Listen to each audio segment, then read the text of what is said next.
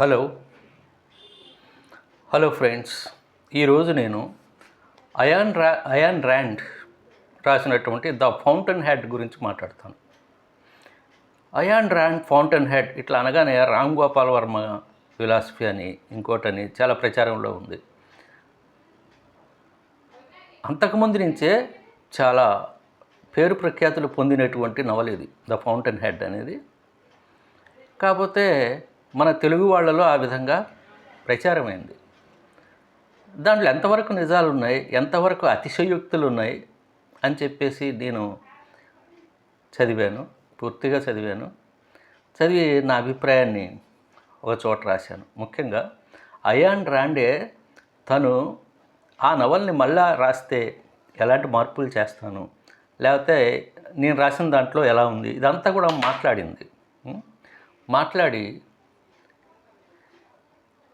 ఉన్నదాన్ని నేను మళ్ళీ ఇక్కడ ప్రజెంట్ చేశాను. నావైనటువంటి వ్యాఖ్యానాలతో ఇక్కడ ప్రజెంట్ చేశాను. ఎందుకంటే అయాన్ ర్యాండ్ గురించి చాలామంది మాట్లాడుతుంటారు. So many people are talking about fountainhead written by Ayn Rand. Some are hyperbolic and some are realistic. కాబట్టి దాని గురించి కొద్దిగా మాట్లాడుకుందాం. అసలు ఏముంది దాంట్లో, ఏంటి కథా కమామీషు అని చెప్పేసి. అసలు అయాన్ ర్యాండ్ రాసినటువంటి ఫౌంటైన్ హెడ్ పుస్తకాన్ని దాదాపుగా 7-8 సంవత్సరాల క్రితం చదవాలని కూర్చొని అనేక పనుల వల్ల నా చదవబుద్ధిగా మూసిన పుస్తకాల్లో ఇది ఒకటి. కొద్దిగా serious read. It is a book of seriousness and you have to pay lot of attention. అయినా ఏదో ఒక చోట ఎవరో ఒకరు ఏమి పేరునో ఈ పుస్తకాన్ని ఉటంకిస్తూనే ఉన్నారు. ఎవరైనా సాధారణంగా రాస్తారేమో చదువుదామని ఊరుకున్నా ఇది ఈ పుస్తకం గురించి, కానీ జరగటం లేదు. ఏదో అక్కడక్కడ కొద్దిగా మాట్లాడడం జరుగుతుంది. అందుకని ఈ మధ్య ఖాళీ దొరికినప్పుడు దీన్ని తీసుకొని చదివాను. ఇది 1996లో సిగ్నెట్ కంపెనీ వాళ్ళు వేసిన పేపర్ బ్యాక్. దీనిలో ముందుగా ఆకర్షించింది ఈ పుస్తకం యొక్క 25వ ఎడిషన్కి అయాన్ ర్యాండ్ రాసిన ముందు మాటలు. ఎప్పటివి? 1968లో రాసినవి. అంటే ముద్రితమైంది ఎప్పుడు? ఇది 1948లో ముద్రితమైంది మొట్టమొదటిగా. మరి ఎంతకాలం గడిచిపోయింది, అయినప్పటికీ జనాల్లో నానుతూనే ఉంది. ముఖ్యంగా మన ఏషియన్ కాంటినెంట్లో, ముఖ్యంగా ఇంకా చెప్పాలంటే ఇండియాలో, ఇంకా చెప్పాలంటే మన తెలుగు ప్రజల్లో. దీనికి మించినవి కూడా వచ్చేసినాయి. చాలా రకరకాలైనటువంటి ఫిలాసఫిక్ నావల్స్ వచ్చేసినాయి ఇంగ్లీష్లో. కానీ దాని గురించి మళ్ళీ మాట్లాడుకుందాం. సరే, ముందుగా అయాన్ ర్యాండ్ ఆవిడ ఈ నవల రాయడానికి గల కారణాలు, అప్పటి అనుభవాలు ఇవన్నీ కొన్ని పేజీల్లో రాసిపెట్టింది. ముందు ఇక్కడి నుంచి బయలుదేరదాం మనం. అప్పుడు ఆమె ఏమంటుంది చూడండి. 25 ఏళ్ళు అయింది కదా ద ఫౌంటైన్ హెడ్ రాసి, మీ ఫీలింగ్ ఏమిటి అని చెప్పి అప్పుడు ఒక విలేకరు అడిగితే, సరే ఇప్పటికీ 73 సంవత్సరాలు గడిచిపోయిందని, పైన అయిపోయింది అనుకోండి. అడిగితే ఆమె ఏమంటుంది చూడండి. ప్రత్యేకించి చెప్పడానికి ఏమీ లేదు, సంతృప్తికరంగానే ఉంది. రచన చేయడంలోని ఉద్దేశంని నా దృష్టిలో విక్టర్ హ్యూగో బాగా చెప్పాడు. ఒక రచయిత తన కాలం కొరకు మాత్రమే రాయాలి అని ఎవరైనా అంటే నేను నా పెన్నుని విరగ్గొడతాను అని చెప్పి అంటాడు విక్టర్ హ్యూగో. ఒక నెలనో ఏడాదినో నిలిచి వడిలిపోయే రచన చేయటం ఈ రోజుల్లో కనిపించే ఒక దీన విషయం. మన వర్తమానంలోని ముఖ్య విషయాన్ని రచన ప్రతిబింబించాలి. దానికి కొద్దిగా ఓ విషయాన్ని చేరుస్తాను. ప్రతి కాలంలోనూ అలాంటి పని జరుగుతూనే ఉంది. ద ఫౌంటైన్ హెడ్ నవల రాసే సమయంలో ఇది ఇంతకాలం నిలుస్తుందని, ఇంత ఆదరణ వస్తుందని నేను అనుకోలేదు. అయితే ఇది ఎప్పటికీ నిలిచిపోతే బాగుండును అనిపించింది. 12 మంది పబ్లిషర్లు దీన్ని తిరగొట్టారు. మరీ ఇంటలెక్చువల్గాను కాంట్రవర్సీగాను ఉంది, ఎవరు చదువుతారు దీన్ని అని చెప్పేసి అన్నారు. ఆమంటుంది ఆ నవల గురించి, అయాన్ ర్యాండ్. ఇది ఫౌంటైన్ హెడ్ గురించి. ఇంకా ఉంటుంది చూడండి. అయితే ఇక్కడ ఒక మనిషి గురించి చెప్పి తీరాలి. అతని పేరు ఫ్రాంక్ ఓ కానర్, నా భర్త. 1930లో నేను రాసిన ఓ డ్రామాలో కొన్ని లైన్లు ఇలా ఉంటాయి. ఎంత గొప్ప విజన్తో కూడిన పనిచేసే వరకైనా ఒక ఫ్యూయల్ వంటి వ్యక్తి వెనక ఉండాలి, లేకపోతే ఆ అగ్ని చల్లారిపోతుంది. అదిగో అలాంటి ఫ్యూయల్ లాంటి వాడే ఈ మనిషి. ఈ నవల్ని ఎన్నో ఏళ్ళు నిరాశల మధ్య, శ్రమల మధ్య పూర్తి చేశాను. ఒక దశలో ఆపేద్దామని కూడా అనుకున్నాను. అతను నాతో అన్న కొన్ని వాక్యాల్ని నేను కూడా ఈ నవల్లో సందర్భానుసారంగా చేర్చాను. ప్రపంచంలో మనం చేసే పనులు వ్యతిరేకత ఎదురైనా ఎందుకని ఆపకూడదు అనే దాని మీద. మిగతా వాటి మీద అతను నాతో గంటల కొద్దీ సంభాషించేవాడు.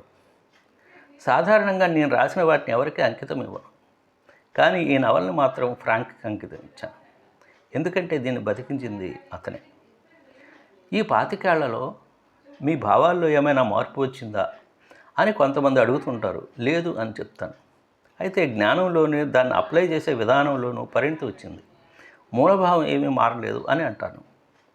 అప్పుడు ఉన్నంత గర్వంగానే ఇప్పుడు ఉన్నాను అని చెప్పేసి ఆ విధంగా అనుకుంటూ వచ్చింది. అప్పుడు ఆ టైంలో ఆ విలేకరు అడిగినప్పుడు ఈ నవల గురించి. My purpose is not the philosophical enlightenment of my readers. నా మొదటి లక్ష్యం ఏమిటంటే హోవర్డ్ రోర్క్ని చక్కగా చిత్రించడం. కథలో ఎప్పుడైనా నేను చూసేది ఒకటే, నిజ జీవితంలో ఇలాంటి పాత్ర ఉంటుందా, నిజ జీవిత అనుభవాలకి ఇది సరిపోతుందా అని. మనిషి చుట్టూ ఉండే వాతావరణం మనిషిని తీర్చిదిద్దుతుంది, పనుల పట్ల ఉన్ముఖీకరణ చేస్తుంది. నా పాత్ర ఐడియల్గా ఉండాలి, అదే సమయంలో చుట్టూ ఉన్న సోషల్ సిస్టమ్స్ని సంభాళించుకుని వచ్చే విధంగా ఉండాలి. నేల విడిచి సాము చేయరాదు, హేతుబద్ధంగా ఉండాలి. ఇప్పుడు గనక ఈ నవలను రాస్తే దానిలో ఏమైనా మార్చాలని అనిపిస్తుందా అంటే ఇటువంటిది ఏమీ చేయను, కానీ ఒక చిన్న పొరపాటు దాంట్లో దొరికింది, దాన్ని మాత్రం సరిదిద్దుతాను. హోవర్డ్ రోర్క్ కోర్టు సీన్లో మాట్లాడేటప్పుడు డైలాగ్ అది ఈగోయిస్ట్ అనే పదానికి బదులు ఈగోటిస్ట్ అనే పదంను వాడాను. నిజం చెప్పాలంటే రెండవ పదమే అక్కడ బాగా సరిపోతుంది. సరే, అది పెద్దగా రీడర్స్ పట్టించుకున్నట్టుగా లేదు. From the simplest necessity to the highest religious abstraction, from the wheel to the skyscraper, everything we are and everything we have comes from a single attribute of man, the function of his reasoning mind అని Roark చెప్పే మాట కూడా నేను religious ఐడియాస్ని Ender చేస్తున్నట్లుగా ధ్వనిస్తుందేమో అని నాకు అనుమానం. కానీ నా ఉద్దేశం వేరే. అలా చిన్న చిన్నవి ఉన్నాయి మార్చదగినవి అని చెప్పేసి అంటుంది ఆ నవల గురించి ఆవిడ. ఇంకా నా ఉద్దేశం రిలీజియస్ అబ్స్ట్రాక్షన్స్ అనేవి కూడా మనిషి మెదడుతో ఆలోచిస్తేనే వచ్చాయి తప్ప అద్భుతం జరిగి ఎక్కడి నుంచో రాలేదు అని. అనేక శతాబ్దాల నుంచి తన యొక్క ఎథిక్స్ ద్వారా మనిషికి సంబంధించిన అన్ని విలువల్ని రిలీజియన్ మోనోపలైజ్ చేస్తున్నది. కొన్ని మాటలు చాలా జాగ్రత్తగా దీంట్లో అర్థం చేసుకోవాలి. హాప్టన్ స్టార్టర్డ్ అనే పాత్ర రోర్క్తో ఇలా అంటుంది ఒక చోట, you are a profoundly religious man mister Roark, in your own way. I can see that in your buildings అంటాడు. అప్పుడు రోర్కు దట్స్ ట్రూ అంటాడు. ఈ సందర్భంలో అక్కడ చెప్పబడినది రోర్కు యొక్క అంకితభావం, నమ్మిన విలువల గురించి తప్ప మతపరంగా కాదు అని అర్థం చేసుకోవాలి. జీవితంలోని ఎమోషనల్ మీనింగ్స్ని ఇంకా కనోటేషన్స్ని హేతుబద్ధ వైఖరిని వ్యక్తం చేయాలనుకున్నప్పుడు ఆ చోటకు రిలీజన్ చొరబడి తనమైన ఎథిక్స్ని ప్రయోగిస్తుంది. ఒక అత్యున్నత గౌరవం ఇవ్వాలనుకుంటే ఆ సుపీరియారిటీ ఆ పవిత్రునికే ఉంది తప్ప మనిషికి ఎంత మాత్రం లేదు అని చెబుతుంది. మనిషిలోని ఎమోషనల్ రియలం అది ఎంత గొప్పదైనా దానికి విలువే లేదా. కాబట్టి సెన్స్ ఆఫ్ లైఫ్ ఈజ్ డ్రామటైజ్డ్. అదే ఈ నవల్లో జరిగింది. మ్యాన్ వర్షిప్, ఇంకో మాటలు చెప్పాలంటే ప్రతి మనిషిలోనే అది జరుగుతుంది. ఒక్కోసారి అంత తొందరగానూ ఆరిపోతుంది. కొంతమందిలో ఆ అగ్ని కాలం గడుస్తున్న కొద్దీ అణగారిపోతుంది. ఇంతేకాదు, కలెక్టివిజం, అది కమ్యూనిజం కానీ, ఫ్యాసిజం కానీ, నాజీయిజం కానీ, అవి కూడా ఒక మతం స్థాయిని సంతరించుకున్నాయి. అక్కడ ఆ కేంద్రంలో గాడ్కి బదులు సొసైటీ ఉంటుంది, అంతే తేడా. ఒక చోట దేవుని కోసం మనిషిని త్యజించమంటే మరో చోటనేమో సొసైటీ కోసం త్యజించమంటారు. రెంటికి పెద్ద తేడా ఏముంది?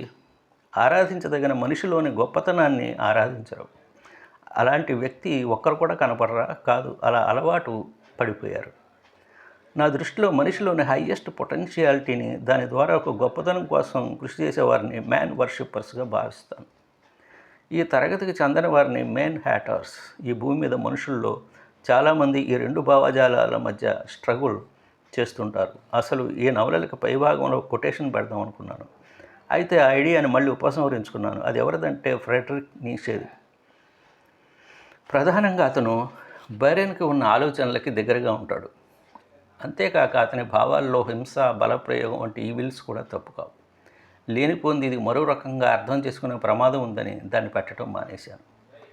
మనిషి జీవితంలో యవ్వనం ఎంత ప్రాముఖ్యమైనది, ఎన్నో గొప్ప కార్యాలను చేసే అవకాశం ఉంటుంది. కానీ ఇప్పుడు ఏమి కనిపిస్తున్నది, మొదలు పెట్టడమే జీవితాన్ని నొప్పితో, నిరాశతో, వ్యక్తం చేయడానికి వీలు కాని బాధతో మనిషి మొదలు పెడుతున్నాడు. నిజానికి ఇది మనిషి ప్రకృతిలో లేనిది. కొంతమంది ముందుకు వెళ్తారు, కొంతమంది అమ్ముడుపోతారు. కొంతమందిలో ఆ అగ్ని ఎప్పుడు ఆరిపోతుందో వారికే తెలియదు. ఎవరు చెప్పారు వీరికి తాము నమ్మిన విలువలను వదులుకోవటం, కార్యాచరణని వదులుకోవటం అని, ఆత్మగౌరవాన్ని వదులుకోవటం అదే పరిణితి అని? ప్రతి జనరేషన్లో కొంతమందో దీన్ని అర్థం చేసుకున్నా చాలు. మనిషి యొక్క విరాట్ స్వరూపాన్ని అర్థం చేసుకున్నవారు ఆ కొద్దిమంది ప్రపంచాన్ని కదిలించగలరు. ఆ కొద్దిమంది కోసమే ఈ నవల రాసింది. మిగతా వారితో నాకు పని లేదు అని ఆమెను అడిగినటువంటి ప్రశ్నలకి జవాబులుగా ఆమె చెప్పిందనమాట. ఆమె అభిప్రాయం, ఆ నవల్ని ఫౌంటైన్ హెడ్ని రాయటం వెనక ఆమె అభిప్రాయాల్ని చాలా సోదాహరణంగా ఇదంతా చెప్పింది. దాని గురించి మనం రకరకాలుగా ఇంటర్ప్రిటేషన్స్ ఇచ్చుకుంటాం. కానీ ఆమె ఇంటర్ప్రిటేషన్, సెల్ఫ్ ఇంటర్ప్రిటేషన్ ఆ విధంగా ఉంది అని చెప్పడానికే నేను ఇది ప్రజెంట్ చేశాను మీ ముందు. Okay, thank you very much. మీకు ఇది నచ్చిందని చెప్పి అనుకుంటున్నాను. మీకు నచ్చితే కనుక మీ ఫ్రెండ్స్కి దీన్ని షేర్ చేయండి, అలాగే సబ్స్క్రైబ్ చేయండి, లైక్ చేయండి. Okay, thanks a lot. Let's meet again.